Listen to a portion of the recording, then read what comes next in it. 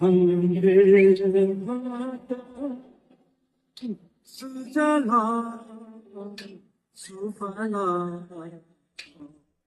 Malay जशीतला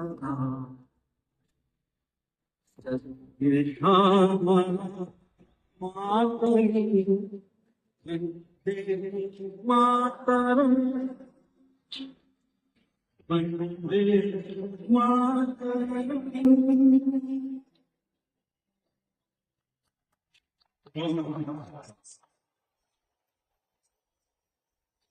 क्या वंदे मातरम क्या मजहब सिखाता है? आपका मजहब सिखाता है वंदे मातरम नहीं बोलना? क्या ये इस्लाम विरोधी है? क्या मुसलमान वंदे मातरम नहीं गा सकता, नहीं कह सकता? मुफ्ती शमून कासमी जी बोलिए सर। देखिए, मैं बहुत वाज़ेह करना चाहता हूँ कि वंदे मातरम ये पूजा में इस्तेमाल नहीं होता, बल्कि परिक्रमा और सलाम के माने में आता। ऐ माँ, हम तुझे सलाम करते हैं, तेरी परिक्रमा करते हैं, तेरा आदर करते हैं।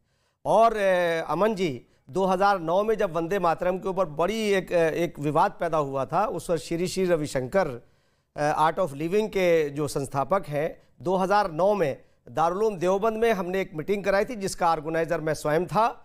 और उस वक्त भी विद्वानों के साथ बैठ करके वहाँ के विद्वानों ने ये शब्द कहे थे कि ना हम किसी को रोकेंगे और ना किसी को हम कहेंगे, यानी हम इसमें न्यूट्रल रहेंगे। और वंदे मातरम के बारे में जब उन्होंने समझाया और हमने भी उस बात को समझा कि वंदे मातरम के मायने इबादत के नहीं हैं, बल्कि ये देशभक्ति का एक शब्द है जो संस्कृत से निकल करके आता है। और उसे जिस अंदाज से गाया गया है उसमें एक वाइब्रेशन पैदा होता था, और यही उस्मानिया ब्रिगेडियर उस्मान साहब का था। तो इसलिए मैं एक बात ये कहना चाहता हूं अमन जी आपके माध्यम से कि मुसलमानों को इस विवाद में नहीं फंसना चाहिए, इस राजनीति में नहीं फंसना चाहिए। अपने देश से वैसा ही प्रेम करना चाहिए जैसे हमारे अन्य देशवासी करते हैं। हम इस देश के वासी हैं, इस देश की हम संतान। पार्टी के नेता अबू आसिम आजमी, उन्होंने कहा है कि सच्चा मुसलमान सिर्फ अल्लाह के सामने सर झुकाता है, किसी के सामने नहीं।